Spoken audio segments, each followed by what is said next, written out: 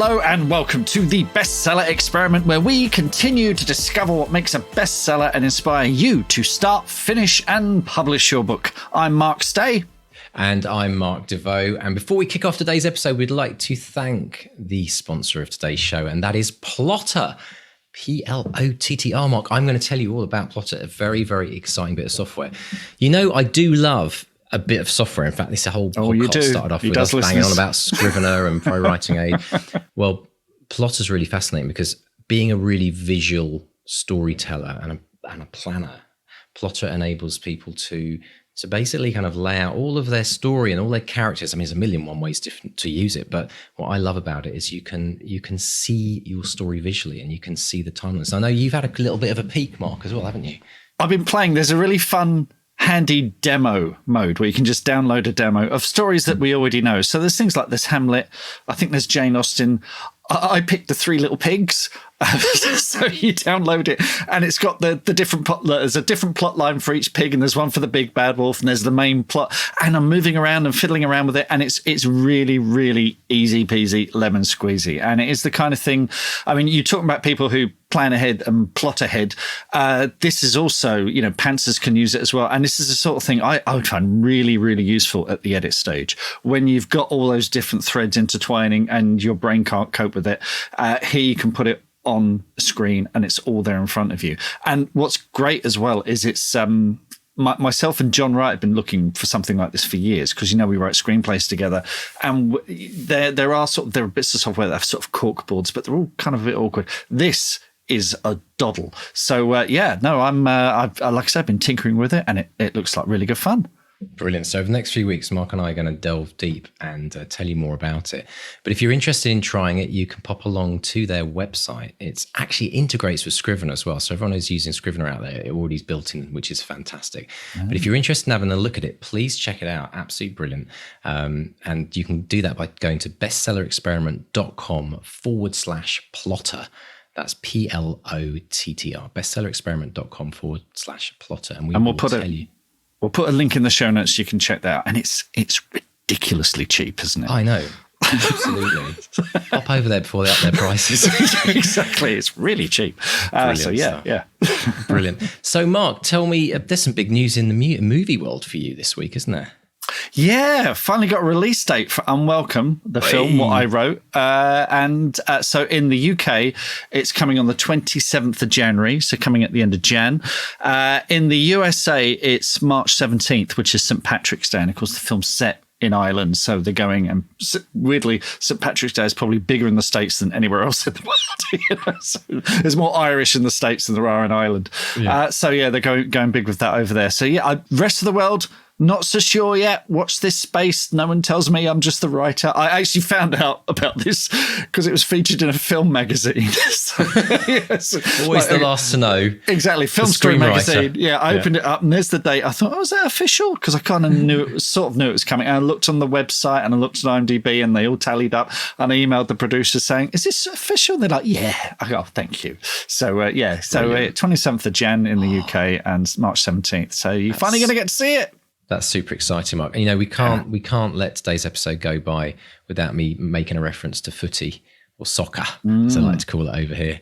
I was thinking I'm going to try and do a World Cup experiment, Mark, to see if I can actually see, in my dreams, watch every single game, because I'm a massive football fan. But in reality, like, watch every single goal. But I'll tell you something that happened that's very funny. I was traveling last week. Horrendous jet lag. But in Canada, the England game against Iran kicked off at 5 a.m. in the morning.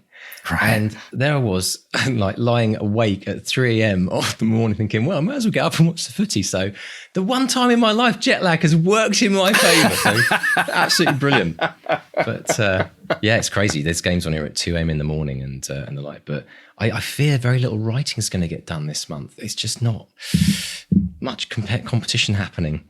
Well, I can give two hoots about football, so I'm getting more done than ever. You say that, Mark. You say that, but, you know, if England make it to, like, the quarterfinals, you'll just get swept along. Well, yeah. I mean, the women are in for a good chance, aren't they? When does the Women's World Cup start? Is that like immediately after? No, I can't. I think it's every two years. But Canada, just a big shout out to all our Canadian listeners. This is the first time Canada have been in the World Cup in many, many years. So I'm hoping it might catch on a bit more over here as well. And people will be down the pubs at 5 a.m. in the morning watching them play as well. But brilliant stuff. But also, there's been some really sad news about one of our guests that we had on the show as well. Yeah, this is the first episode we've recorded since I learned that Marcus Sedgwick passed away, aged 54, 50 bloody 4. Marcus was, an amazing writer. He was on episode 145, which I'll put a link in the show notes so that you can check that out. But Marcus, he wrote over 40 books for children and adults, shortlisted for more than 30 awards. I mean, can you imagine? 5 times for the Carnegie Medal, 2 for the Edgar Allan Poe, 4 times for the Guardian Children's Fiction Prize. He actually won his debut, Floodland. He won an award for that, won the Branford Bowes Award for that. He's also won the Book Trust Teenage Prize for a brilliant book called My Sword Hand is Singing. But he worked in publishing. He had been a bookseller in Heifers in Cambridge. Do you know Heifers, the bookshop there? Yeah, I used to be there all the time. Yeah, started in Heifers. Yeah, it's a lovely bookstore. Oh.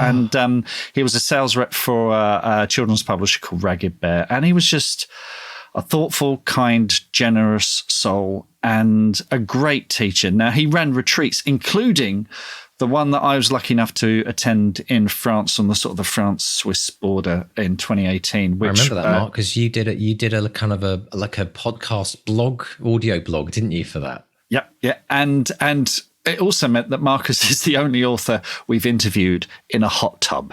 And in honor of Marcus, I'm never interviewing anyone in a hot tub ever again. He's the only author who's going to get that. But yeah, I will miss him because, we would message occasionally, and he was a force of good. And I always think the best way to remember any author is to read their books. And my favorite I've got here is a wonderful book called The Foreshadowing, which is sort of based on the Cassandra myth. It's about a girl who can see the future, and her brothers are going to war, the First World War, and you can imagine how that turns out. It's a proper thriller. He also did a fantastic book called Revolver, which is about a boy who has a choice to use a gun or die, and it's just, all of his books are fantastic. He wrote for very young, wrote for adults, and everyone in between.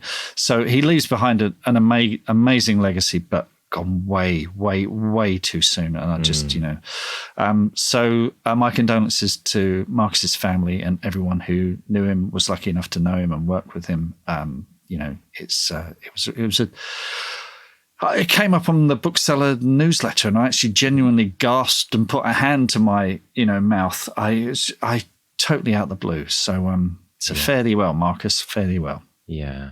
And his writing lives on, and that's what we've always said on the podcast, isn't it?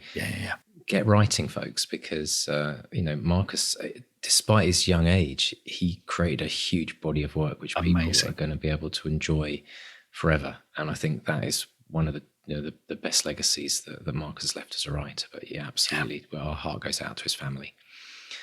Oh wow, very, very, very difficult days indeed. But let's turn and celebrate writing, because that's what Marcus would want. He'd want us to get on with this and celebrate the beauties, the challenges, the things he will have experienced, all the things that we've talked about on the podcast. And today's interview is no exception. Talk about a roller coaster ride. Yeah. Tell us, Mark, about our interview today with Harriet Tyce.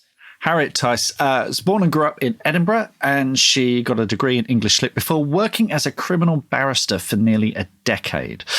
She completed an MA in creative writing, and she's written 3 novels to date, including the Sunday Times bestsellers Blood Orange and The Lies You Told.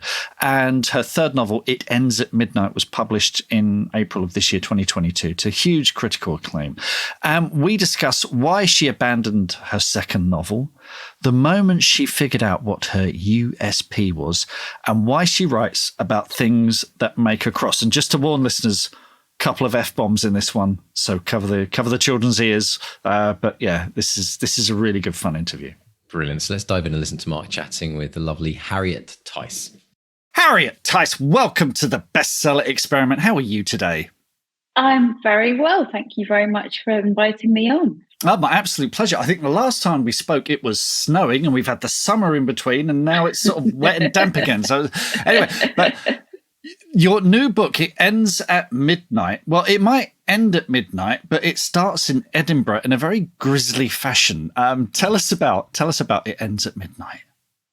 Well, it starts with a body or bodies impaled on railings, bleeding out onto the pavement. And the first discoverer of this is a fox who walks along because the fox is hungry and smells the meat and smells the blood and goes to see if it can get some food. But unfortunately is then disturbed by all sorts of other people becoming aware of what has happened. And that is really the point where the story finishes, because then, unlike as clever as Gillian McAllister's book, which genuinely goes backwards, mine just goes back in time to where it sort of starts and where the rot sets in that has led to this appalling tragedy, which is essentially a toxic friendship between two women, Sylvie and Tess, who first met at school when they were in sixth form and had various things happen. That was when they were in Edinburgh, and that's when the seeds were sown, really, for the tragedy that ultimately happened. They've stayed friends over the intervening decades, but when Tess is diagnosed with potentially a terminal illness, it starts to set off a whole chain of events that leads to the rooftop on New Year's Eve, the fireworks, and the death, basically. It's such a cricket, because I dipping into it, and the opening with the fox, I wasn't expecting that, and I loved it, and it felt almost supernatural. And then you've got a little flash of someone who realizes they're on these railings, and it's, I mean, I love a bit of gore, but even I went, whoa. It's a great opening. My favourite bit later on is because I needed to do something to sort of keep the tension up of, to remind us that all of this backstory is leading to a point, literally as well as narratively. And there's a bit later on when it's the fireman, because of course if you've got bodies impaled on railings, you have to get them off. And if you're wanting to do a bit of forensic analysis of it, you want to get them off without ruining everything that's happened, which means essentially cutting through the iron with an oxyacetylene lamp. And I just suddenly got this image in my head, or rather this smell in my head, of what if it did smell like bacon and people wanted. And anyway, now I've just gone horribly off. I think I need to stop. This is my first really talking to anyone about work since the beginning of the summer. So right. I think we talked about this before, that you said you might be rusty. I'm completely all over the shop. So just be warned. I'll do my best. Let's talk about location, because it's like I said, it starts in Edinburgh, and I believe you grew up in Edinburgh. Yes, that's right. Edinburgh is a much written about. I mean, folks, if you've ever been to Edinburgh, it's such a beautiful city. Little alleyways, stairways where crime, there's no surprise that a lot of crime novels are set there. Was there any trepidation about setting a novel in Edinburgh, thinking, okay, am I treading on Ian Rankin's shoes? Has someone been here before? Or do you get inspired by the city? It's my hometown. I don't have the accent, but I grew up there. I was there from, I was born there. I was educated there. I lived there full time till I was 18. Then throughout university holidays, my parents still live there. I have friends still there. It's mine as much as it's anyone else's. Right. I think that I would have huge trepidation about setting, shall we say, a police procedural based in Edinburgh with Janet Meebus. I think that would be ridiculous. But I was very specifically talking about my lived experience, then obviously spun into something much darker. A lot of the underage drinking and the going up to the Tron and snogging people at midnight is very much, my sort of own teenage experience. And so I think on that basis, it didn't feel as if it was at all intrusive, because, cities have multiplicities. And, if you think about how many books are set in London, nobody, I think, has ownership, though, of course, people do have ownership over aspects, which I couldn't begin to speak to. I don't live there now. I wouldn't ever presume to get into a discussion about the current political situation, or sort of many aspects of the social. It's I think that because I was talking about when I was there, 1989, 1990, and also the house in which the party takes place. I think it's actually in real life the American consulate, but I'm trying not to think about that. I've turned it into one of those very upmarket Airbnb. You can book these houses which end up being party houses, and actually that is a real problem in Edinburgh. In fact, I think Ian Rankin was talking about this yesterday. That the heart of Edinburgh has been eviscerated by Airbnb rentals. All the tenements have now been given over to these 2-day lets. There's no community. It's been absolutely appalling to everything that makes it a city. So, from that point of view, I think that there was an aspect of relevance, and I feel that I'm comfortable with what I've done. But I don't think I would have wanted to go very much further, unless I move home, and if I move home, it'll be a different thing. But no one else can write about my years at school other than me. So you know what I mean? Brilliant answer. Thank you. Now you studied law and you studied English lit, and I believe your father was a judge, your mother was an academic. Yes. Is that the two halves of Harriet fighting each other? Because you were a criminal barrister for 10 years, and now you're a best-selling author. Was there any kind of tussle between those two careers? I think now, finally, everything has fallen into place in how it ought to be. My first degree was English. And at the end of that, I really didn't quite know what to do with it, which is why I ended up going and doing the law conversion and becoming a barrister. Because, I'd heard stories all through my growing up of, the war stories of my father in court, and it just seemed to be a very exciting and interesting job. The reality is bits of it are and bits of it very much aren't. And I don't think on a personality basis it was, I was good at it, but I wasn't happy, and that wasn't a very good combination. Right. And then, I stopped because I had kids and I didn't want to work. I couldn't work part-time and have a successful career, and I didn't want to work full-time because I wanted to be with the kids more than not. And then that led to a number of years where I was sort of kicking around thinking, I know where the pants are. I'm good at a supermarket shop, but is that really all I'm qualified to do? It just seems a little bit of a waste of an education. So starting writing was definitely when things started to come together. But, for the beginning years, I was writing a whole load of dystopia about, for the feminist dystopia, speculative fiction about drowned worlds, which I'm sure there's a place for that now, but it wasn't very much fun to write. And it was only when I then thought, hang on, I've had 10 years of legal experience being a barrister. Why the fuck am I not actually, am I allowed to swear? Would you prefer I didn't? You're allowed one, and that's it. I apologise to everybody listening. I will. No, Harriet. I said, we've had Sarah Pimbrell. We've had Sarah Pimbrell on the podcast, so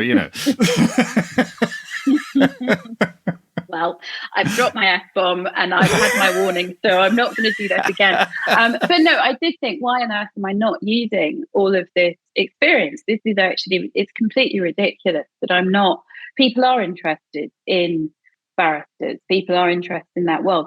That I think was when I read Apple Tree Yard and I thought, hang on, oh yeah, legal thrillers. And then I saw Louise Doughty had thanked the barrister in her acknowledgement because she'd spent a month, I think, at the Old Bailey watching a trial as research. Right. And I thought, well, it's not like I'd ever spent any time in the Old Bailey. I had a very kind of low rent practice, but it doesn't matter. It's still something that has aspects of interest. And so I thought, well, why not try and use this? And then did you watch This Life? Do you remember watching This Life back in the mid-90s? I remember it. I didn't watch it all, but I do remember it, yeah. Yeah. Well, that was, I mean, because that was I loved it because that was about people starting out as solicitors and barristers in a very hard living, shagging everyone, taking drugs, lots of smoke. I mean, it was absolutely brilliant. And I thought, well, hang on, that was interesting. People did want to watch that. I've got this and I should use it. And that was when I felt that all of the sides came together. Right. And now I think I've sort of been trying to work out what my USP is, what the thing is that I do that other people without my experience, and I think that it's not even just sort of doing legal thrillers and writing about trials. It's the fact that I do have that legal training and experience. I do understand points of criminal law, criminal justice, and I can bring them into stories, I hope, in a way that is, underneath perhaps a little bit educational, but of course the main thing being that there's an interesting story with tension and lots of gore, and it's great to be able to use all of that training and experience in something that I actually really love doing. And yeah, I feel very lucky actually to get it all to it's like it's come full circle and it's kind of perfect. No, I love it. That's brilliant. Now, let's talk about your debut, Blood Orange, which in 2019 was a Richard and Judy Choice big bestseller. How did that come about? You were saying you didn't want to be the person who just knew where the pants were. You wanted more in life. You've obviously, you've discovered your voice, your USP, the thing that you can bring to a story that no one else can. So how did Blood Orange come out of that? Well, I was doing an evening course at a provider that I won't name, and we went around the table all saying what our ideas were. And I said, well, it's this criminal barrister whose life's a bit of a mess and there's stuff. And the teacher made a face. And I went, oh, okay, I won't do that then. So that was when I came up with a particularly mental kind of drowned world, cannibalism, killing of the firstborn, feminist utopia, which I stopped at 18,000 words because it was just so horrific. And I was really feeling at rock bottom. This is what am I going to do? And then I saw an advertisement for the UEA, University of East Anglia MA, that they had just started one that specialised in crime fiction alone, so there was none of the having to write short stories or having to faff around pretending that you're interested in wordplay, or being poncy about, I couldn't write a commercial novel, I don't like genre, none of that. It was like, I knew I wanted to write psychological thrillers. I was really clear that's what everything I wrote turned into a psychological thriller, whether I intended it to or not. And I thought, actually, somewhere that's finally taking this seriously, I'm going to go because it's going to be an immersion. I'll be with people who also aren't snobby about crime, who actually see crime for the brilliant joy that it is. And so I turned up there and I said, well, I've got this idea about a criminal barrister whose life's mess. And they were like, oh, that sounds brilliant. And I thought, now I have found my people. Yeah. And so I wrote it. I wrote it during, we did a lot of reading. We did quite a lot of literary criticism. I mean, it was an intensive academic course as well as creative writing. And I wrote it during the course of the course. And I had feedback from tutors and from the 10 other people around the table each week. Yeah. And it, well, not each week, however many, anyway, the feedback to the sessions. And it was brilliant. It was so good. It was such a great experience. And writing the book felt like such a joy. I mean, of course, there were sticky bits. I think there was a point when I changed the first 30,000 words from, I think, past tense to present tense, right. Which is not, I'm sure you must have done that sort of rewrite. And it's the killer. It's a nightmare. It's horrible. But at the same time though, it just kept progressing and it was like, oh yes, and how about this and how about that? And then halfway through we got to send an application in to David Hyam Agency for a scholarship, which I did not win. And I was really disappointed because I'd hoped that would be my kind of my redemption arc.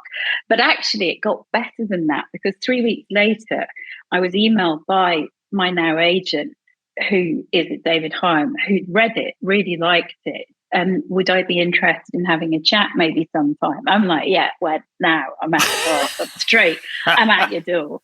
You don't. And it's sort of, and so we went in and we had a chat, and that was sort of halfway through the course. And halfway through the course, I had an agent. It was extraordinary. I didn't have to do any of the, but it was so funny because she sort of said, and I said, do you mean I've got an agent? And she looked at me and said, you know, there are other agents out there. And I thought, well, no, you don't look gift horses in the mouth. This is really, you know, not when it's, when you know someone's good.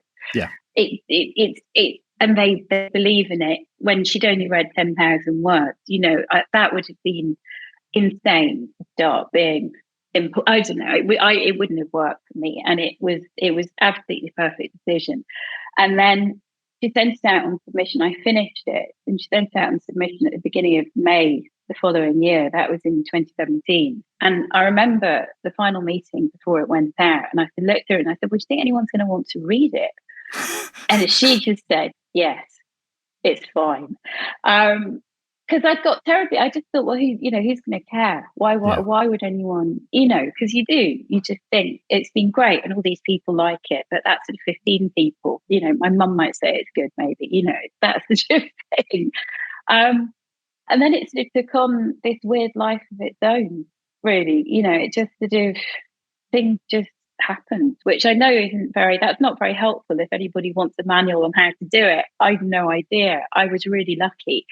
I think just because it's one of those things, isn't it, with timing, that it was, you know, my agent was looking for something to fill that kind of slot. Yeah. She sent it out at the time that editors were interested in that sort of book. I mean, I think if we were to try and submit it now, it probably wouldn't get any traction just because there's been so many, you know, it's all of the things, everything aligned at that particular moment. And has continued to align, because the Richard and Judy came out of the blue. I didn't even know, you know, they hadn't told me they were putting it up for it, which is very good, because you don't need to know that kind of thing. And my editor called me. Well, she emailed me and she said, I need to have a chat. And I thought, I'm so late on book 2. Oh my God, I'm in so much trouble. And so she called me, and the first 15 minutes I spent apologizing for the fact that I hadn't finished book 2 and it was all a complete mess. And eventually she was like, Harriet, stop. I've got news. I have something I need to tell you. And it's like, oh gosh, right. And then, you know, that led to, she called it the halo effect, that supermarkets were then, you know, because without that, supermarkets might well not have, you know, it's again.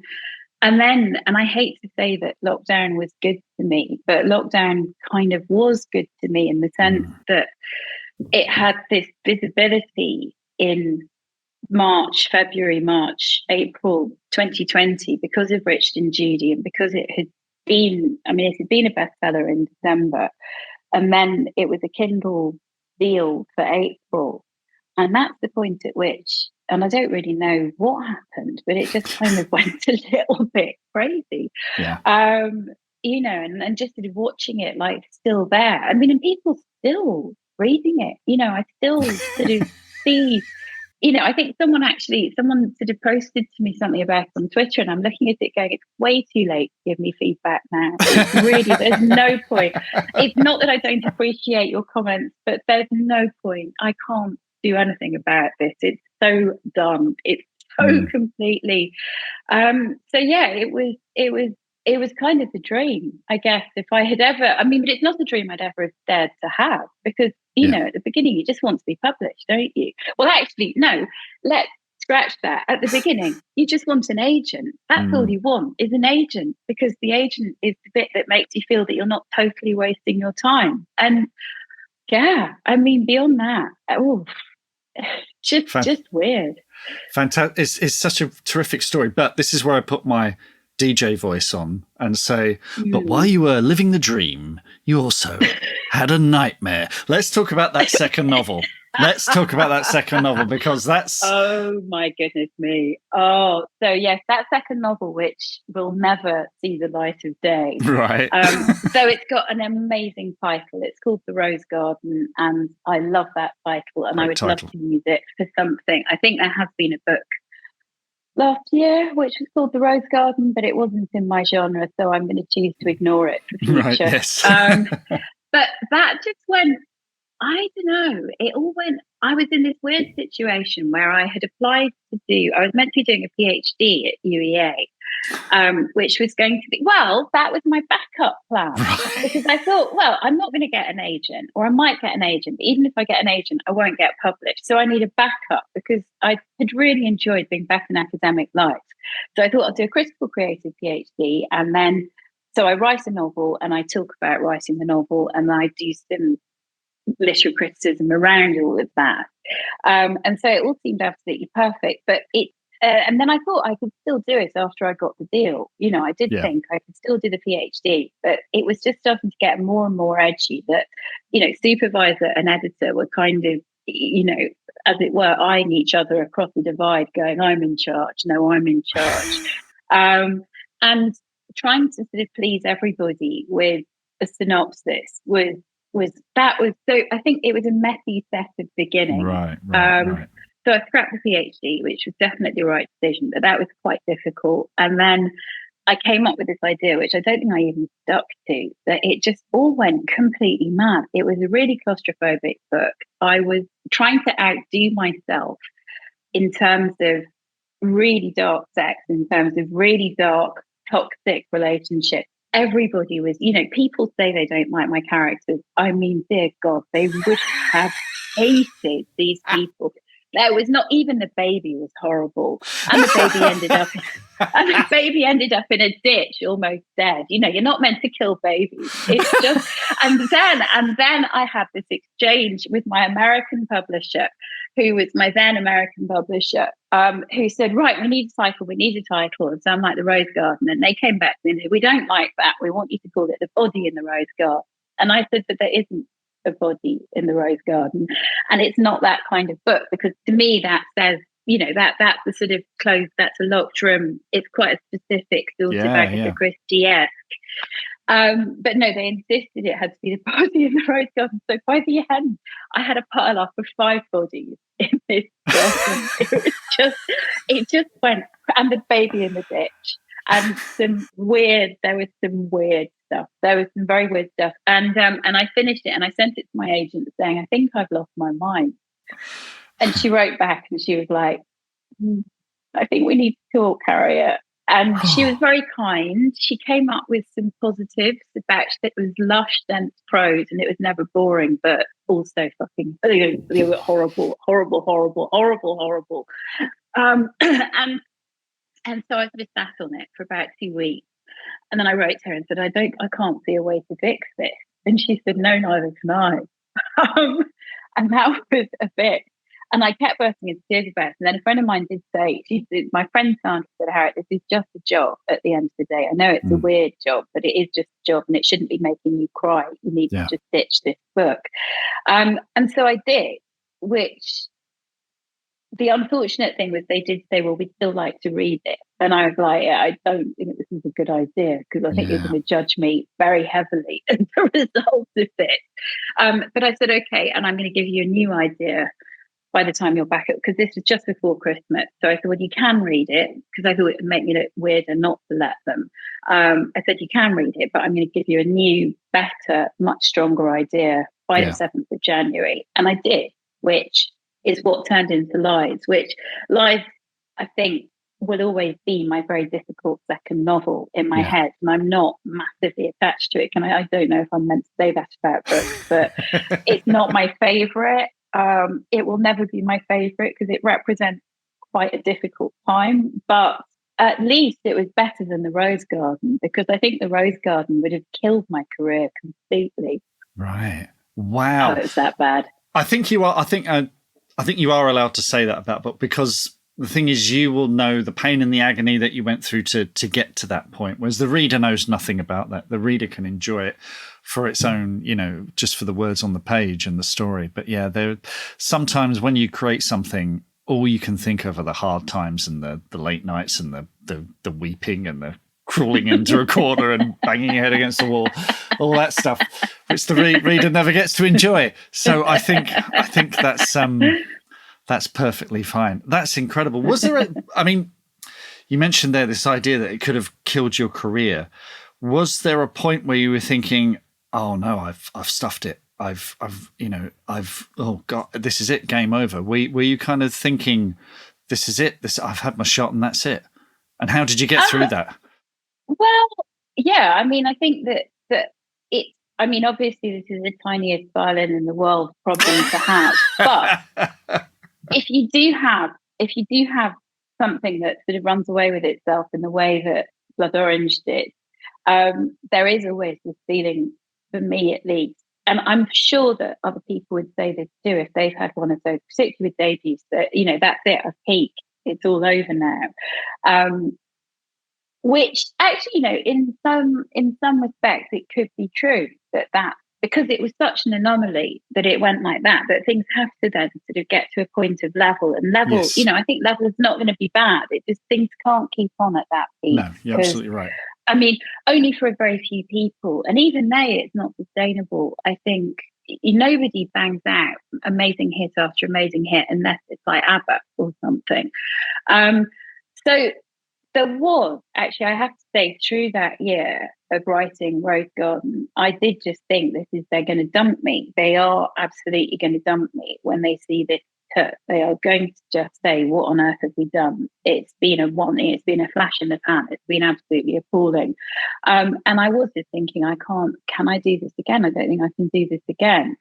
And that was really difficult to overcome. And I have to say, actually, one of the big things I did was signing up for Sophie Hannah's Dream Author thing, the coaching about, which is basically about trying to change your mindset rather than doing, it's not necessarily doing things differently. It's just realizing that, for me, I was constantly thinking it's peak, so the next thing's going to be a disaster. And she's very much not about letting you think like that, because it means you can't enjoy the success.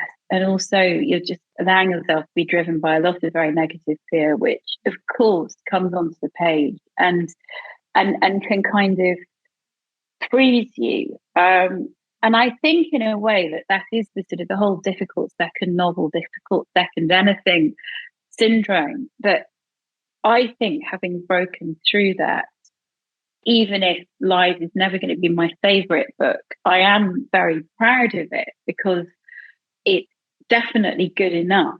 It did cut it. It did get some nice reviews. It did sell nowhere near as many as Blood Orange, but it sold. If that had been the peak of my sales, I would be extremely pleased with how it did. And it's got some bits I think are really funny in it. It's not just sort of tension, but and I think having got through that, I did find writing Midnight to be a much more joyous, even though it's very dark, and it was written through lockdown, and my best friend was dying, and it was hard in its whole sort of in its whole kind of context. But I actually found, for the first time since writing Blood Orange, that going back to the computer and going back to the words on the page was actually an escape rather than, the way that it ought to be, which is a joy, because no one's making us do this. No one's sort of putting our gun to our head saying, what the world needs? Another book. That's, just not, that's not the case. We put ourselves through this. We step up and volunteer for it. And we may as well enjoy it while we're doing it, because, if we stop doing it, I don't think we'd necessarily be missed a great deal. Just because there's so many books, there's so many words, there's so much. Yeah. Wow, there's a lot to unpack there. I think. Sorry. Well, no. This is terrific, because we don't hear this very often, and I saw it a lot when I worked in publishing, which is you get the author who has the smash hit debut. And selling book two, I worked in sales, you got marketing. Selling a debut is kind of easy because it's new voice, new ideas, blah, blah, blah. There we go, whoosh. And the new author, no one sits the author down and says to them, it's not going to be like this next time. You do know that, don't you? I will say props to Georgina Moore, who was my publicist for Blood Orange. Georgina. She did in the Brilliant. nicest possible way, because again, it was another massive stroke of luck for me Blood Orange had been selected as a super lead for headline, which meant that they were putting the farm behind it. And I had Georgina Moore. I mean, she's a legend. I used to work with her at Headline, and hoping to get her on the podcast soon because she's written a book herself. Yeah, she has, and it's very good. I really enjoyed it. Excellent. But she said very gently and very nicely that I needed effectively to calibrate my expectations, that this was a debut thing. Precisely what you just said, that the attention for a debut is something that is easier to achieve, and that not to be, I suppose, disappointed, or to feel that it's because I think it's not even a question of disappointment because of a feeling of entitlement. I should be getting that. It's more, oh God, I've done something wrong. I'm not being given the thing. It's a mark of failure on my part, as opposed to this is just the way that this is the way that it goes. And I think that it's one thing to know something though rationally, and it's another thing to feel it and to understand it emotionally. And it's a difficult transition from being the shiny new debut to being, sort of 3 down, writing the 4th. But I can tell you something, and this isn't meant to put off any debuts out there, but I feel very grateful to be out of that particular set of circumstances, and to be, because it's beginning to understand now, I think, that it is a long game. What I want behind me is a body of work, not just one. It's amazing to have had one super hit. And, and let's be real, it's not like it was a Gone Girl or a Silent Patient or a Secret History. I mean, it did very, very well here, which is amazing. But I do have lots of, and actually, I think that's also a nice position to be in, because I have lots of goals, lots of ambitions that may never be ticked off, but it's good to have things that you still want, and that you still, rather than having got everything and then you just sat on the top of the hill and everyone's taking pot shots at you. Yeah. And the only way literally is down. I think it's good still to have, to have a bucket list of all the spreadsheets. I'm obsessed with one day having spreadsheets. That's what I want. So for listeners, that's sprayed edges on the side of the book. And I got to say, Harriet, I've been talking to friends in publishing.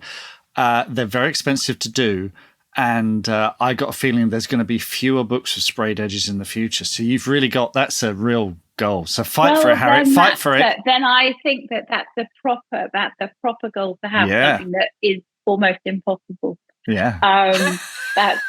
No, I know I'd read that, and I just thought, oh, don't tell me it's pink. That's really disappointing. Well, look, what's coming next? I read a lovely quote from you that said, most of my books are driven by feeling cross about something. So what's got you cross for the next book, Harriet? What can we expect from you next? So the next book is actually my working title is Blood Orange is the New Black. Because it opens in women's prison. And the thing that's got me cross this time, Mark, is actually the more that I have been researching prisons, incarceration, I mean, the more that one looks at the criminal justice system as a whole, and with barrister strike, with the decriminalisation of rape, effectively, all of that. I think that I've moved from the personal crossness to widening, and that's also, I think, what's really exciting about that.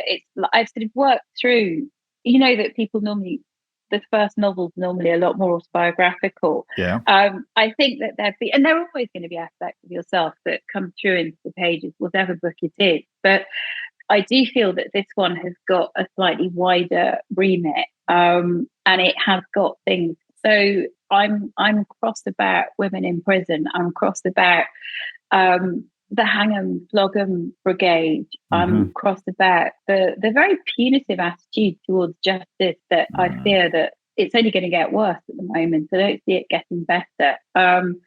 And so that sort of grist my mill at the moment, which is, I find actually really, I like that. I find that very exciting, the idea that there is God, if I say there's a message underneath it, it'll never sell anything. But, there is a very, very small. I can promise lots of tension, and all of the good stuff. But there is, I hope, a small bit of maybe we could do things differently. That's also sort of seeping in underneath, which.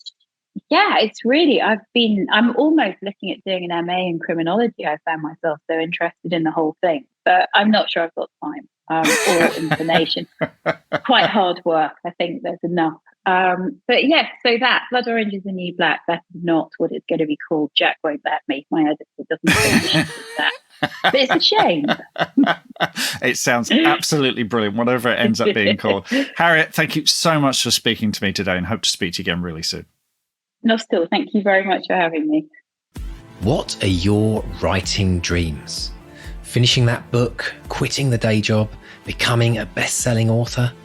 Well, over 4 years, we've studied the advice of over 300 best-selling authors who've collectively sold over 500 million books. And we are excited to announce the Bestseller Academy. If you're ready to take your writing to the next level with accountability, craft, and coaching, your bestseller dreams are now only a click away. To find out more and apply, visit bestsellerexperiment.com/academy. That's bestsellerexperiment.com/academy. Wow, talk about a roller coaster of a career today. It's still rocking and rolling. It's amazing, isn't it? It's great. One of the things that really jumped out for me was, and you hear this in business, the business world a lot, this term USP, which some people think, what is that? The people that deliver parcels to your door. But it's for people that aren't aware of that, USP stands for your unique selling point. It's very much a kind of a salesy term, but it's actually a really great term for writers to think about. Because let's be honest, you're out there competing with hundreds of thousands, if not millions of other books and authors. And to actually try and work out what your own USP is, what makes you unique, because we're all unique in every, just by writing what we write, it's unique, but understanding that is really important, isn't it? Absolutely. And we talk about this on the Academy all the time. I will have people say, like Harriet, I've come up with an idea about, this character that does this, this, and this, but I don't feel that it's original. I feel like it's been done before. But what's never been done before is your voice, your writing voice. Not everyone can be a lawyer like Harriet and bring all that to the table, but there is something about you that no one else has. So yeah, we got a couple of folk on the Academy who are writing fantasy novels, and they're like, how do we avoid all the tropes? And I'm like, lean into the tropes, do the tropes, because only you can do these tropes the way that you do these tropes because of your voice. And it's one of the most important things that you need to develop. And it took me ages to figure this out. Decades to figure this out. So, I'm letting you know this now, because this is such an important lesson to learn. Is, I grew up reading Douglas Adams and Terry Pratchett and wanting to be like both of them. And I'm not, because weirdly enough, I'm not Douglas Adams or Terry Pratchett. I'm someone called Mark Stay. So I write like me, and it took me such a long time to figure that out. So and it's difficult, because when you're writing as yourself in your voice, you're thinking, no one's going to want to read this. This is just silly old me. This is just, me putting words on a page, and I'm not as clever as these other people, and I'm not as, but if it's truthful, it makes such a difference to the quality of your writing. And it's being truthful can be hard sometimes, and it takes a long time to master that and get that right. But if you work on that above everything else, you'll find your voice. And this is what agents and publishers and producers and directors and film people and TV people, you'll hear them say this again and again and again. What are you looking for? What are you looking for? We're looking for a voice. That's what they want. So work on your voice more than anything else. Yeah, that's your USP. I think the challenge with that as well is that you hear your own voice internally. Like, what you hear is not what your listener feels when they read your story. And so it's very hard. It's very hard to distinguish for yourself. Like, have I found my voice? Is this my voice? but my voice is boring because I live with it all the time. It's like there's all these challenges. And I think there's this degree of allowing and the process to happen and believing that as the more and more you write, the more you discover your voice. I mean, Joanne Harris talked about it was the third book, wasn't it? She told us. Yeah. It was when she discovered her voice. Sometimes it doesn't usually come straight away. It's not like you kind of like, right, I want to write a book. Oh, and here's my voice. Right, great, let's rock and roll. It's something which happens over time, and you have to allow that process, and your voice evolves as well as a writer. But for me, the key thing is, I mean, we talk about our favorite authors. We often talk about our favorite authors more so than our favorite books. And I think the reason being is that when you find an author you love, yes, you love their storytelling. Yes, you love how they write. You love the character, but ultimately what you're subscribing to is their voice.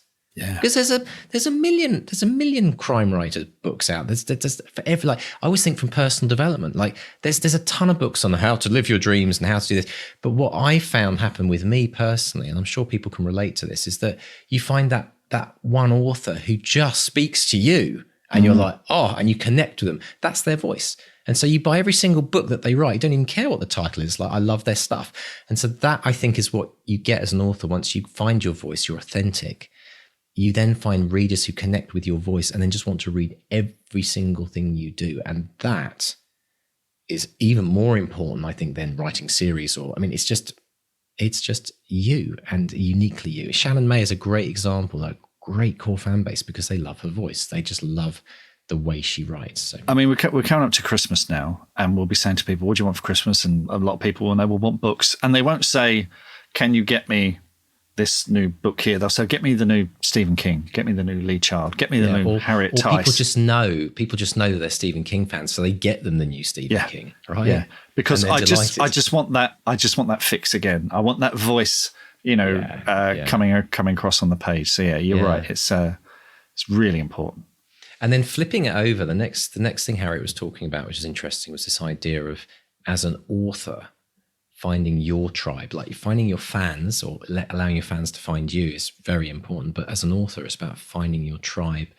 And she gave that really interesting example, didn't she, where she's doing a night course, and she pitches the legal thriller, and the night course teacher made a face, and I've been there. That was the thing that sort of always put me off joining writers groups, was they might be too literary, they might be too hoity-toity or whatever. I was always a genre person, so it can maybe take a while to find your tribe, find the right people. It's one of the things I love about the Academy and the BXP group on Facebook is none of us are snotty like that. We just celebrate writing in all its forms.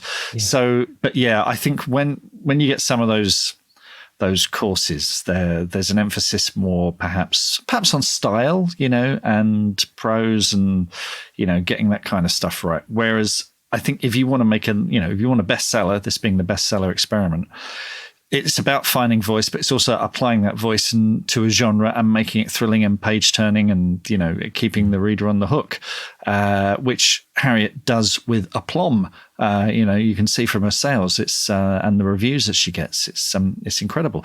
So, I know that face that the teacher made. I've seen that face. But you know what? We all know these stories you hear these stories of when people went to school as a child and a teacher said to them, you'll never be a writer, or you'll never be a sports person, you'll never be a mathematician or a scientist, or you'll never be anything any good. You always hear those stories when somebody then turns their life around and they prove that teacher wrong.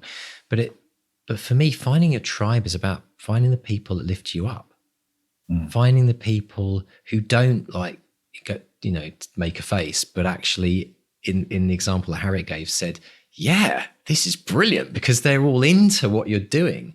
It's like your tribe needs to consist of people that are positive, people that lift you up, people that understand the struggles of what it is to be a writer.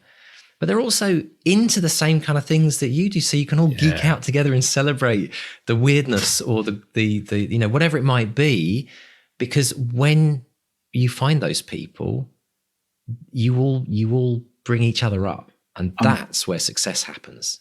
Yeah, I'm getting flashbacks now. I did have a teacher at secondary school who was very good, but I remember once I'd written a short story about helicopter gunships breaking someone out of jail, right? And it was just like Rambo meets the A-Team or whatever, but it was very genre. And I remember looking at me and sort of rolling her eyes going, she said, you are talented, Mark. She said, but why do you keep writing this American rubbish? Because I like it, you know. So that did sort of put me off a bit. But you know, she just wanted me to be a better writer. But weirdly, it was finding mates like our mutual friend Jeremy Mason, a couple of other mates. We would write sketches after school, and we had such a lot, and that fired up. And we would put the sketches on for a different teacher, a drama teacher, who would see us being juvenile and silly, and she'd roll her eyes as well. It's like, why don't you put on proper plays? So, you know, you do get these, you know, people who want the best from you, but, you know, you just want to have a laugh. And well, that is part of the... Where would Monty Python be today if they had... I mean, seriously, like, I mean, if they hadn't been encouraged, you know, and got good feedback, they would have disbanded, and the world would have not had John Cleese, Michael Palin, and all those great... Well, I mean, they were told again and again, we don't understand it. It's not funny. We don't get it. So you are going to have people all through, you know, you will find your tribe and people will elevate you, but also, you know, the naysayers are all out there. Leave it. I got a 2-star review the other day on Amazon, you know, from, I'm not bitter about it, but you know, and it's just not for them. It's just not for them. And that's okay. I mean, I completely ignored all the other 5-star reviews that I've got. I just focused in on this one 2-star review, which I can quote verbatim. It's the first one I've got. It's a T-shirt printed as well. Yeah. But you know, so you are going to have those. So you just have, if you've found, this is why finding your voices and discovering who you are is so important. And you know, it's and allowing. I mean, I think it's brilliant. I think it's super important, folks. If you are that writer that doesn't, either you're in a toxic writing group, get the hell out of there. Yeah. It's the same with friends. I was chatting with someone the other day and they were just constantly telling me about this toxic friend. I'm like, why do you still hang out with them? Like, they're not even, how do you use the word toxic friend? Like, the two don't coexist. Like, move on. Life is too short.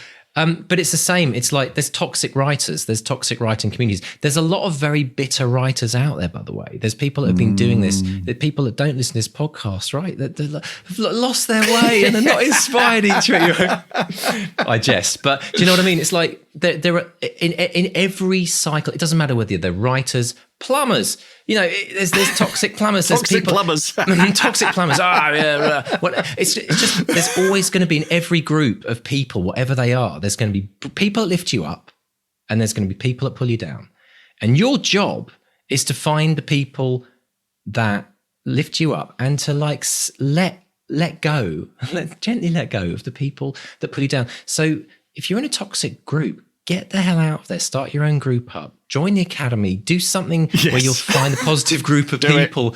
Right? We're a lovely bunch. We won't make that face. We do not make that face ever. No. That doesn't exist, right, in the academy. It's like it's just love and sharing and caring and lifting everyone up. And the results prove it because people are super pumped, super inspired. And you listen to the social media at the end of this, folks. The good news just keeps on coming. So fantastic. But anyway, so ran over. But I think it's time, folks. If you've been like, if you people around you say, "Why get a normal job? Well, go and get you."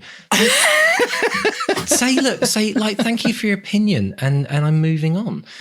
You know, I think it's so important because that's one of the biggest things that holds people back. You know, if people are dragging you down about your writing, you're never going to make it. Talking about toxic relationships, this is just an aside.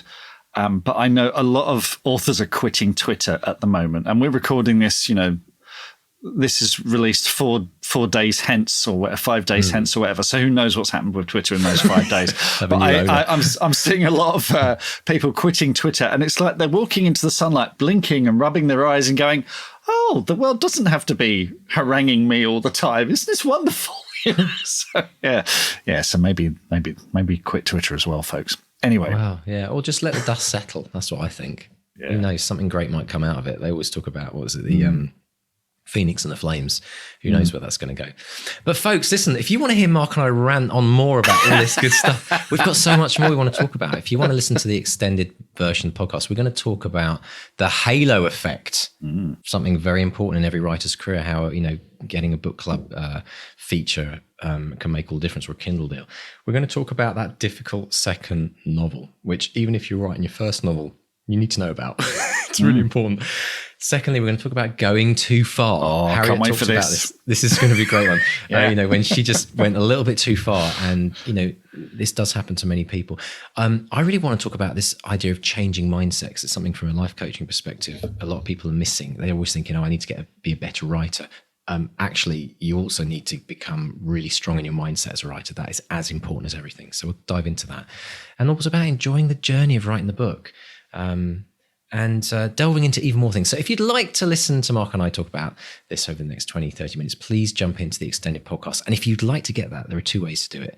Number one, sign up to become a supporter of this show by going to bestsellerexperiment.com/support. And you will get access to many goodies, including the extended podcast, or join the Academy, Bestseller Academy, academy.bestsellerexperiment.com, where you get the Bestseller Academy app. And you can download all of our 400 episodes, all our deep dives, and now all of our extended podcasts as well. So, Mark, we'd like to cover stories of people and their journeys in the Academy that we've been talking about in the extended podcast. But today we have a wonderful story, don't we? Yes, one of our Academy member, Matt Athanasiou, got in touch. He dropped us a line because he's querying his novel and a picture book manuscript. And he wrote to us, he said, "You two should know the podcast was a huge part of the journey. When I finally decided to write regularly again, I found your podcast, and hearing each author's journey inspired me to remain consistent, even when I had lapses in confidence. So a big hearty thank you to you, to your guests, and all of the Academates I've met along the way." And he's querying a novel called The Superpowers of Love, which sounds absolutely wonderful. And we talk about it in our interview now. Matt, welcome to the Bestseller Experiment. How are you today? Good. How are you doing? I'm very good indeed. Listen, we're going to talk about your time at the Academy and then talk about your very, very good news at the end of this as well. But let's talk about before the Academy. What were your big writing challenges before you joined the Academy? Yeah, for sure. So for a number of years, I'd gotten myself into a mindset that I'd spent too much time writing and that I shouldn't let writing take from other things in life. I basically blamed writing for some personal failings that I had gone through, and I even attempted to quit for a minute. Well, for honestly longer than a minute. So for a while I was writing, I basically became the definition of a starving artist, just a misguided idea that you had to sacrifice everything to become successful. And really that just led to a lot of stress and self-doubt. It's just too much pressure. Anyway, we're talking. So thankfully, I'm pretty incapable of quitting writing. I'd write regardless of anybody reading because it's just in me to do it. I'm constantly thinking of ideas and jotting stuff down. I just love to do it. So when I finally pulled myself together, I swung in the polar opposite direction where I focused on a career and I built a career for myself. And that's basically all I did. And finally, I decided I need to write again. The desire never went away. I need to figure this out. So once I made that decision, I wanted to solve for three things. One was, how do I take this more seriously by writing every day? Not too seriously like before, but seriously enough just so that I'm writing more consistently. I wanted to get involved in a community because I had never had that before. I just tried to do it all myself. And then I wanted to learn all the things I didn't know. And I was hoping the Academy could help me figure that out. Well, cool stuff. And how has the Academy helped you as a writer? I mean, did it help expand your knowledge and gain some of that confidence in the community and what you were looking for? Yeah.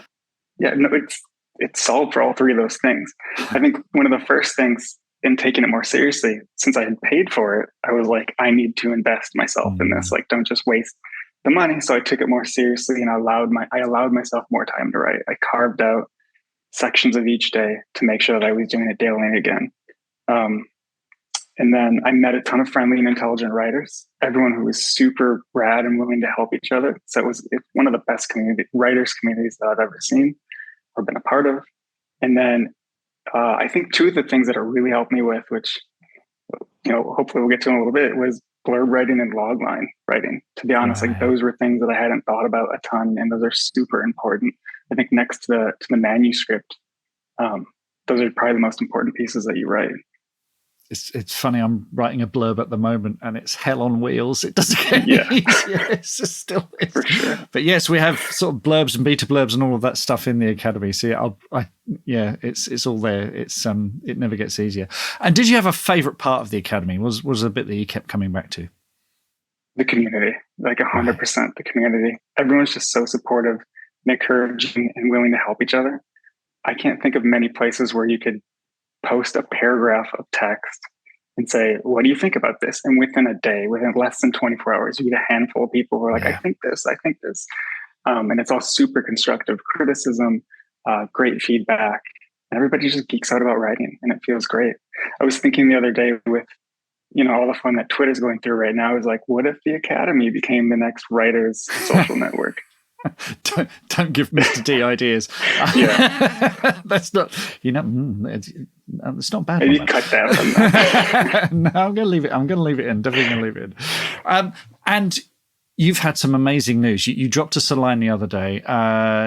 Tell us your news. Yeah, I finally wrote, after years of not writing and then trying to get back into it. I finally finished a novel manuscript. I mean, like fully finished, packaged up, wrote my query and my blurb, and I just started sending it to agents, which was fantastic. It felt like such a mental hurdle to get over, and it feels wonderful. Brilliant. Folks, the smile on Matt's face makes it all worth it. It's just fantastic. Now, if I may, you sent us an email with the description, not the blurb exactly, but the description you're sending out to agents. So can I take the liberty of reading this out, just in case there's any agents or anyone out there listening to it? And it sounds absolutely, I would love it. Absolutely fantastic. This is the superpowers of love. So, love, superpowers, and disaster occur on a chilly October evening after Heather and Owald fall in love at first sight. They spot one another at the train stop, both commuting from late nights at work again. Their demanding careers leave little room for personal relationships, but he surprises himself by approaching her and blurting heartfelt feelings. She surprises herself by grabbing his hands, preventing him from backing away. At their touch, a shock jolts them, and they collapse in front of the oncoming train. Miraculously, they heal with superhuman speed. Hearts begin pounding, broken bones set, and gashes stitch shut. Afterward, the two sit on the blood-soaked ground, unharmed, neither certain how they survived. News about them quickly spreads. Many believe the claims are fake. Superpowers cannot be real, but when an overzealous paramedic attempts to make Heather and Owald cure a sick child, an increasing number wonder, what are they capable of? Could they be saviors? They seek respite from the escalating attention at the community centre she runs, but information about them continues to circulate. One man drives from several cities away to find them, desperate to learn if they can heal the love of his life's traumatic injury. If they refuse to help, he will have few reservations against using his own supernatural ability to make them. As interest in them spirals into violence, Heather and Owald struggle to accept their life-changing feelings and abilities, avoidance that leads to a deadly discovery about the source of their powers. The Superpowers of Love is speculative fiction interwoven with awkward, romantic, horrific, and several other shades of love. The story will appeal to fans of V.E. Schwab's Villains Duology and Joe Hill's novel Horns. Matt, I'm sold. Fantastic. Terrific. And congratulations on finishing the novel. And it was a joy to get to know you in the Academy. And I think this is just the beginning, and hope to speak to you again real soon. Likewise. Thank you so much. So big thanks, Matt. Lovely to speak to you. Now, if you want to know more about Matt's journey, he's written a wonderful blog on this called The Time I Failed to Quit Writing. And I'm going to put a link to that in the show notes so you can check that out. It's a really, really good read. And good luck to you, Matt, with The Superpowers of Love. It sounds absolutely amazing. Absolutely brilliant. Matt's been such a massive inspiration in the Academy. Brilliant. He's one of those guys always there to encourage other people, to help other people, give people encouragement. So Matt, we salute you. And if you would like to, if you've been inspired by Matt's story of the Academy and you're interested in finding out more about it, then just pop along to academy.bestsellerexperiment.com, because folks, we're coming towards the end of the year, and January 1st is always a good time to start those New Year's resolutions. Maybe next year is the year that you're going to start that book. So do come along. Get on the wait list. Put your application in early now for the new year. But thank you very much, Matt, for that incredible story. Thanks, Matt. So, Mr. Stay, what's happening on social media this week? Oh, the wins, Mr. D. Now, everyone, settle down. This is going to take a while. We've had quite a time of it recently. So let's start with Karen's story on the Academy. She said, I've just emailed my author's photo to the Scottish Arts Trust.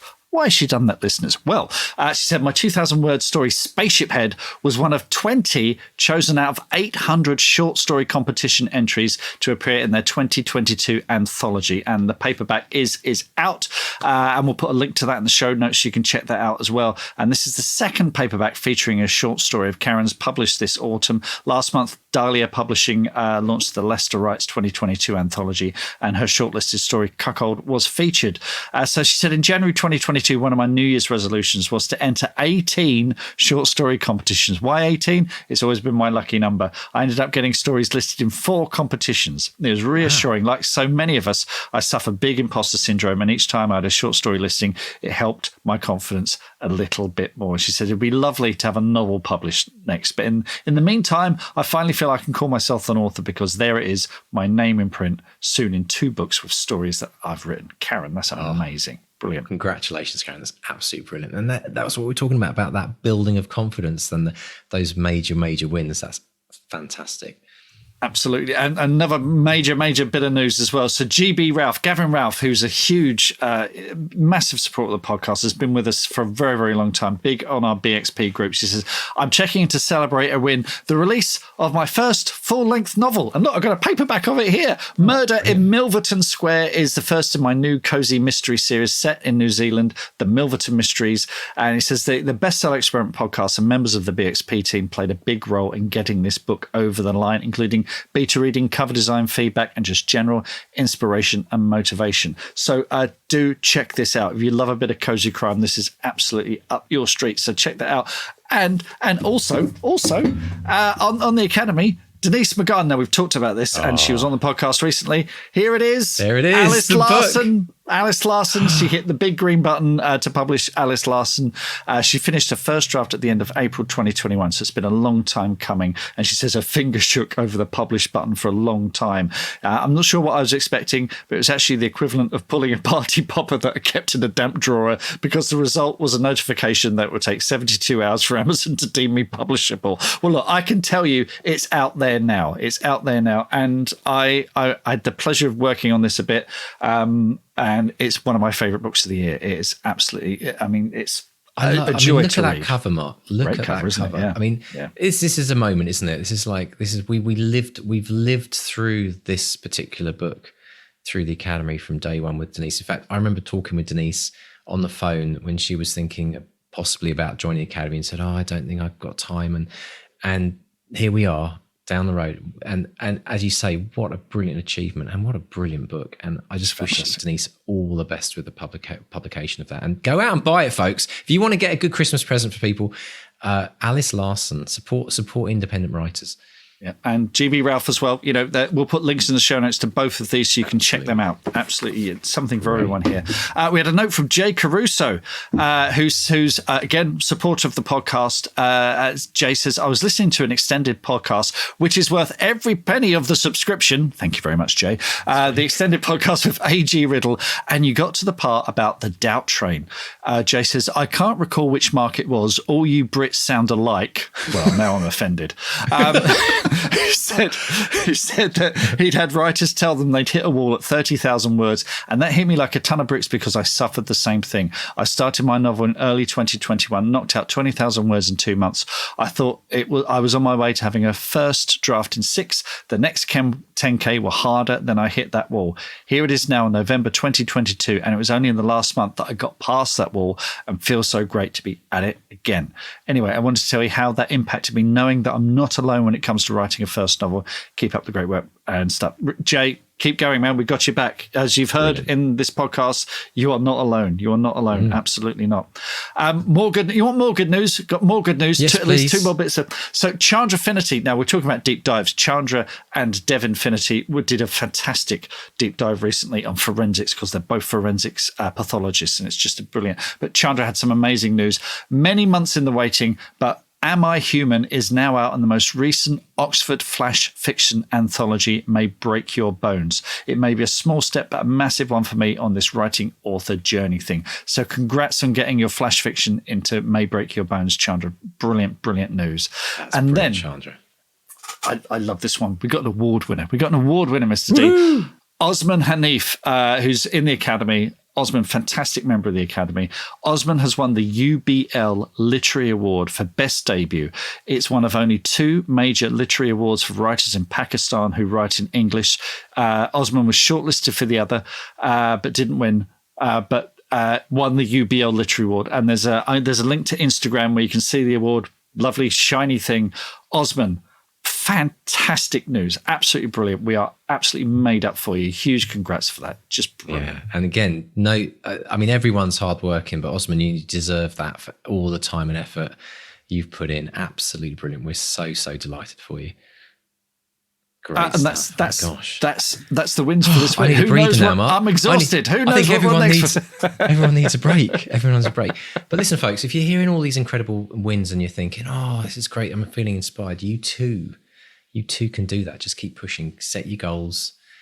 Have a strategy. Look at next year now. Think about what you want to achieve with your goals. What types of dreams have you just heard? Publishing a book, winning a short story competition, winning a major literary award. What is it for you? Set your goals on, and we're here to support you all the way to the finish line. So brilliant.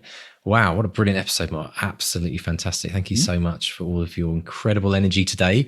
And thank you to everyone as well who's continually letting us know about their successes. Yeah. We are so grateful for that. It is fuel to our fire. So please keep them coming. And if you'd like to tell us about your wins, then pop along to bestsellerexperiment.com and click on the Contact Us button. Send us a message, and once you're there, click on the newsletter button as well, and sign up to our weekly newsletter about the podcast, so we tell you everything that's coming up, everything that we learned from the episodes. And Mark, how can people get hold of us on socials? Easy peasy lemon squeezy. So on Facebook, we're Bestseller Experiment. Twitter, if it's still there, at Bestseller XP, and Instagram is at Bestseller XP as well. And if you've enjoyed this episode, if you've been inspired, whatever podcatcher you're listening to, you usually get a prompt to give us a rating of some kind. So if you give us a lovely rating, that makes us more visible, helps inspire more writers, get more voices out there, and make the world a better place. Absolutely. And think of one friend that desperately needs this podcast in their life. Please tell them this week. Drop them an email, drop them something, and say, come on, have a listen. It'll help you out. And whilst you're at it as well, if you're thinking of, starting to warm up for 2023 with the writing habit of a lifetime, you need to check out the 200-word challenge, 200wordchallenge.com, getting you writing every day and changing your life as a writer. Yeah. And then finally, folks, again, if you're interested in joining the Academy, please check it out, academy.bestsellerexperiment.com. All right, Mr. Stay, until next week. I think I'll just be recovered by then, actually. Give it 7 days. Look forward to it. But absolutely brilliant stuff. Good luck, everyone. Have a great writing week. And it's a goodbye from Mark 1. And goodbye from Mark 2. Goodbye.